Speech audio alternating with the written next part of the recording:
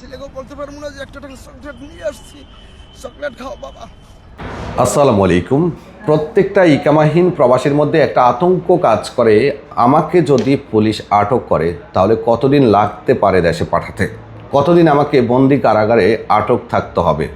প্রিয় দর্শক, আজকে যে টপিক নিয়ে আলোচনা করছি এটি খুবই গুরুত্বপূর্ণ। যদি ভিডিওটি ভালো লাগে শেয়ার করবেন, কারণ প্রত্যেকটা বিষয় নিশ্চিত হয়ে আপনাদেরকে জানাচ্ছি। খেয়াল রাখবেন, সৌদি আরব বিশাল একটা দেশ, 21 লক্ষ বর্গ কিলোমিটারের দেশ। প্রত্যেকটা অঞ্চলের প্রত্যেকটা জায়গাতে বাংলাদেশি প্রবাসী বসবাস করে, কেউ ইলিগাল কেউ লিগাল। সৌদিতে প্রতিনিয়ত পুলিশের আটক হয়। প্রত্যেক সপ্তাহে 18, 19, 20, 21 হাজার প্রবাসী আটক হয়। এর মধ্যে বাংলাদেশিও থাকে কয়েক হাজার। আর যাদেরকে আটক করে তাদেরকে কিন্তু দেশেও পাঠিয়ে দেয় যদি তাদের ফৌজদারি কোনো মামলা না থাকে। আমাদের বেশিরভাগ ইলিগাল প্রবাসীদের মধ্যে একটা ভয় কাজ করে, আতঙ্ক কাজ করে যে লম্বা সময় কি জেলে থাকতে হবে কিনা। চলুন আজকে এই বিষয়ে আলোচনা করি। প্রথমত আপনাদেরকে 3টি পিন পয়েন্ট সম্পর্কে বলে দিই।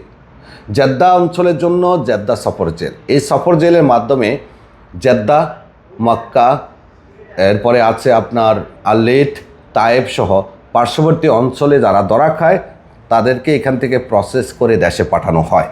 জেদ্দা সুমসি, যেটা মক্কা জেদ্দা চেক পয়েন্টের আগে বিশাল বড় সফর জেল, সৌদি আরবের সবথেকে বড় সফর জেল। এরপর আছে রিয়াদে আজিজিয়াতে সফর জেল, যেখান থেকে রিয়াদ অঞ্চলের আশেপাশে যারা ধরা খায় এবং রিয়াদের ভিতরে যারা ধরা খায় তাদেরকে দেশে পাঠায়।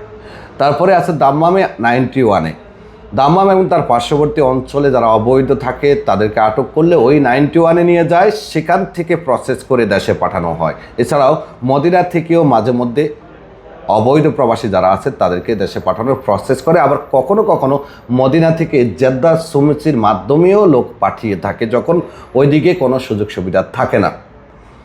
খেয়াল রাখবেন, আমি শুরুতেই বলছি সৌদি আরব বিশাল একটা দেশ, 21 লক্ষ বর্গ কিলোমিটার দেশ। এখানের কিছু কিছু অঞ্চলে যদি আপনি আল্লাহ না করুক ধরা খান, তাহলে আপনার দেশে যাওয়ার প্রসেসটি একটু লম্বা হতে পারে। যদি আপনি এই 3টি পিন পয়েন্ট বললাম না, দাম্মাম, জেদ্দা, রিয়াদ, এই অঞ্চলগুলো থেকে আটক হন, তাহলে আপনার দেশে যাওয়ার সময়টা কম লাগে। এর কারণ হলো এই 3টি জায়গা এয়ারপোর্ট অঞ্চল, এখানে 3টা আন্তর্জাতিক বড় এয়ারপোর্ট আছে। আর এই কারণে এই 3টা শহরে ধরা খাইলে সময়টা কম লাগে এবং প্রসেসটা ইজি হওয়ার কারণ হলো যে কোনো ব্যক্তিকে যদি যাচাই করতে হয় সেক্ষেত্রে অ্যাম্বাসির সহযোগিতাও নিতে হয়। আর এই 3টা অঞ্চলেই কিন্তু বাংলাদেশ অ্যাম্বাসির কার্যক্রম চালু থাকে, খুব দ্রুত কাজগুলো হয়ে যায়। তবে এখন অবশ্য অ্যাম্বাসির পেপারসের তেমন একটা প্রয়োজন হয় না, যেহেতু সব কিছু ডিজিটালাইজড হয়ে গেছে। Digital passport, MRP passport MRP passport এবং ই পাসপোর্ট, এই কারণে তেমন একটা অ্যাম্বাসির সত্যায়নের প্রয়োজন হয় না। তারপরেও কারো কারো ক্ষেত্র হয়ে যায়। তো এই যে বললাম না, রিমোট এরিয়া, আপনি যখন রিমোট এরিয়াতে ধরা খাবেন, দূর দূরান্তে প্রত্যন্ত অঞ্চলে, তখন আপনার দেশে যাওয়ার সময়টা একটু বেশি লেগে যেতে পারে। প্রশ্ন হলো যে কতদিন লাগে। আমার জানা মতে রিয়াদ, জেদ্দা, দাম্মাম এই অঞ্চলগুলোতে যারা ধরা খেয়েছে কাউকে 7 দিনের মধ্যে, 8 দিনের মধ্যে, 9 দিনের মধ্যে, কারো আবার সর্বোচ্চ 15 দিনের মধ্যেও দেশে যাওয়ার ব্যবস্থা হচ্ছে। এখন এখানে আরেকটা প্রশ্ন দাঁড়াতে পারে যে পাঠায় কিনা।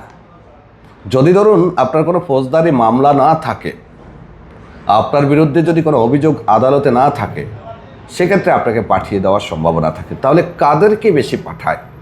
যাদের ইকামাতে হুরুব আছে তাদেরকে ধরলে বেশিরভাগ সময় পাঠিয়ে দেয়। 2, ইকামাতে এক্সিট আছে অথবা উমরাতে আসছে, এই ধরনের লোকদেরকে ধরলেও কিন্তু অনেক সময় পাঠিয়ে দেয়, আবার অনেক সময় ছেড়েও দেয়। তবে পাঠিয়ে দেওয়ার সংখ্যাটা বেশি। তবে ইকামা এক্সপায়ার অথবা ইকামা হয়নি, এই ক্যাটাগরির লোকদেরকে আটক করলে বেশিরভাগ সময় আমরা দেখেছি ছেড়ে দিতে। তবে এই ক্ষেত্র বিশেষে আবার এটাও দেখেছি ইকামা থাকা অবস্থায়ও আটক করে পাঠিয়ে দেয় শ্রম আইন লঙ্ঘনের অপরাধে, যদি কেউ শ্রম আইন লঙ্ঘন করে। তো তাহলে প্রশ্ন দাঁড়াচ্ছে যে, এবং সর্বশেষ উত্তর যেটা, আপনি যদি রিয়াদ, দাম্মাম, জেদ্দা থেকে আটক হন, সর্বোচ্চ 15 দিন পর্যন্ত সময় লাগতে পারে। হ্যাঁ, কারো কারো এর থেকে বেশিও লাগতে পারে। কখন? যখন তার ফাইলটা নিচে পড়ে যাবে, তার কাগজপত্রে কোনো জটিলতা দেখা দিবে, তখন। যদি সে বাংলাদেশি প্রপার নিশ্চিত হয়, তার বিরুদ্ধে যদি কোনো ফৌজদারি মামলা না থাকে, তাহলে দেশে পাঠানোর সময়টা অনেকটা কম লাগে। তবে আমরা দোয়া করি যে কোনো প্রবাসীকে যেন পুলিশে আটক না করে বৈধভাবে যাওয়ার জন্য। কারণ আপনার যদি ইকামার মেয়াদ না থাকে, আপনি অ্যাম্বাসিতে যান, বৈধ প্রক্রিয়াতে আপনি এক্সিট লাগানোর সুযোগটা পাচ্ছেন। সৌদি আরবে রিমোট এরিয়াগুলো থেকে আটক হলে দেশে পাঠানোর প্রসেসটা একটু লম্বা হয়, সময়টা একটু লম্বা লাগে, মানে যে প্রত্যন্ত অঞ্চলগুলো আছে এই 3টা শহরে যারা আটক হয় তাদের দেশে যাওয়ার সময়টা খুব কম লাগে। ধন্যবাদ, ভালো থাকবেন, আল্লাহ হাফেজ।